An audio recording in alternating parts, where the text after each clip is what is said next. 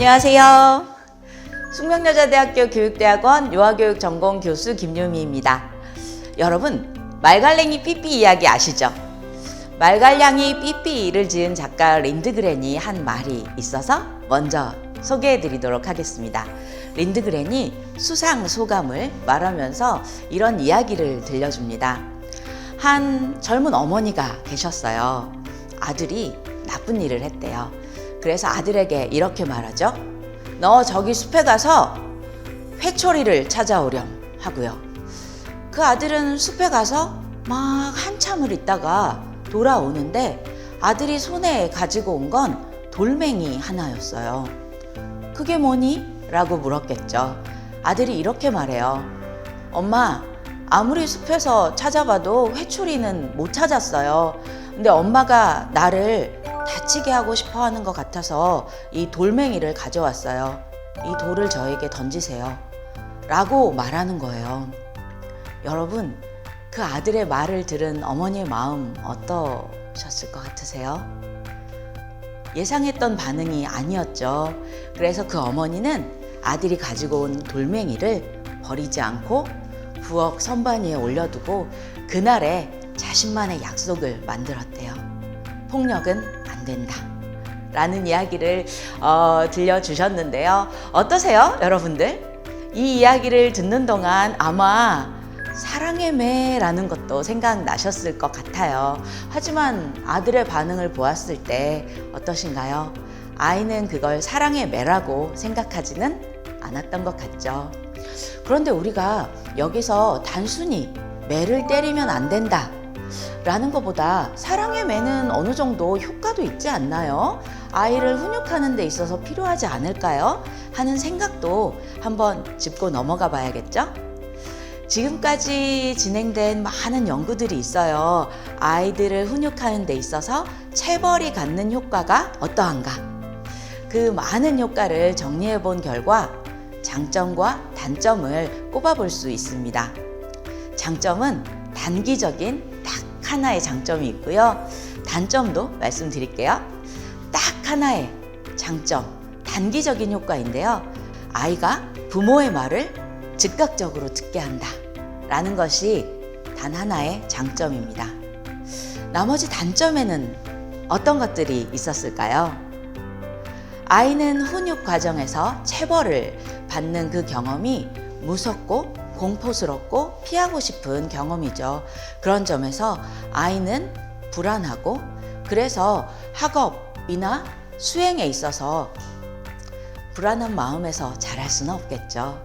그리고 그런 체벌을 많이 경험할수록 아이들은 폭력적인 상황에 둔감해지죠.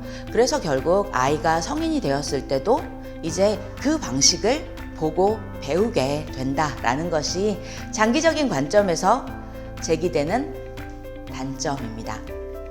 여러분들, 제가 말씀드린 체벌의 장점과 단점 어떻게 생각하세요? 우리는 때로 아이들을 가르치기 위해서 체벌을 사용하곤 합니다. 하지만 목적이 수단을 정당화할 수는 없다라는 것이 이 많은 연구들을 종합한 결론입니다. 2021년 1월에 우리 법 체계상 중요한 변화가 있었습니다. 바로 민법 915조가 삭제되었다는 건데요. 어쩌면 법이 하나가 삭제되고 새로 만들어지고 하는 건 늘상 있는 일이다 라고 보실 수도 있을 텐데요. 민법 915조는 어떤 내용이냐 하면 친권자가 보호나 교육의 목적으로 자녀를 체벌할 수 있다라는 징계권의 내용을 담고 있습니다. 그러니까 이제 친권자가, 부모가 자녀를 체벌할 수 있는 권리가 없어진 거죠. 징계권의 삭제라는 거. 우리 양육 문화에 있어서 어떤 영향이 있을까요? 어떻게 생각해보면 징계권이 있다고 해서 아동학대가 일어난 것도 아니고 징계권이 없어졌다고 해서 바로 아동학대가 없어지는 건 아니겠죠. 더 중요한 사실은 민법 915조에서 이야기했던 이 부모가 가진 징계권이 없어지고 사라지고 나서 우리는 양육 문화를 어떻게 만들어 갈 것인가 라는 점이죠. 여러분들, 징계라고 하는 것은 윗사람이 아랫사람에게 내리는 그런 권한이죠. 이 징계권이 없어졌다라고 하는 건 가족 관계의 변화를 의미합니다. 보다 평등한 가족 문화를 우리는 지향하고 있다라는 거 생각 드시죠?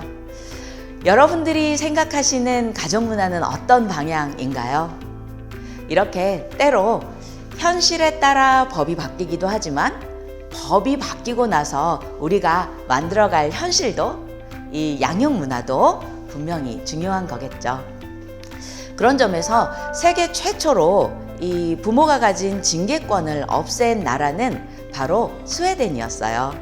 스웨덴은 어땠나 한번 말씀드려볼까요? 스웨덴은 1979년에 부모의 징계권에 문제 제기를 하고 법률 개정을 진행했는데요. 스웨덴도 자녀를 징계하는 문화가 있었어요. 얼마나 심했냐면 1920년에 노예에 대한 징계를 금지할 때에도 자녀에 대한 징계는 허용되는 문화였으니까요. 그때 1979년에 부모는 자녀를 징계하면 안 된다라는 법률이 이제 통과되고 나서 반대 의견도 있었습니다. 아니, 부모를 범법자로 만들 셈이냐? 그럼 우리는 자녀를 어떻게 훈육할 수 있을까라는 문제 제기도 있었는데요. 그때 스웨덴 사회에서의 의견은 이거였어요. 우리는 부모를 처벌하려는 목적의 법을 만든 것이 아니라 이제 부모가 어떻게 체벌하지 않고 자녀를 긍정적으로 양육할 수 있을지 그 지점을 함께 고민하고 함께 교육하는 그 문화를 이제 시작할 것이다 라고요. 여러분들, 우리나라도 2021년 1월에 부모의 징계권을 삭제한 이후로 전 세계에서 62번째로 부모의 징계권을 삭제한 나라가 되었습니다. 62번째 국가다라고 하니까 어떠세요?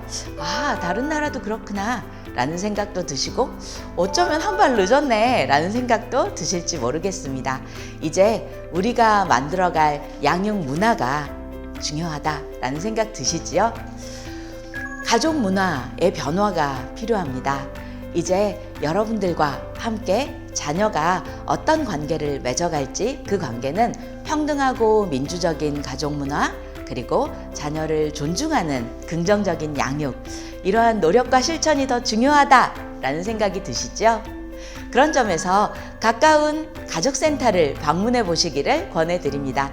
가족센터에서는 서울 시민들을 위한 생애 주기별 교육을 준비하고 있습니다.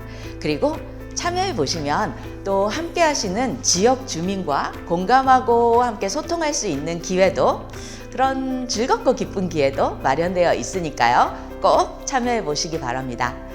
서울가족센터는 우리 서울 시민의 새로운 가족 문화를 지지하고 서울 시민 여러분들을 응원합니다. 감사합니다.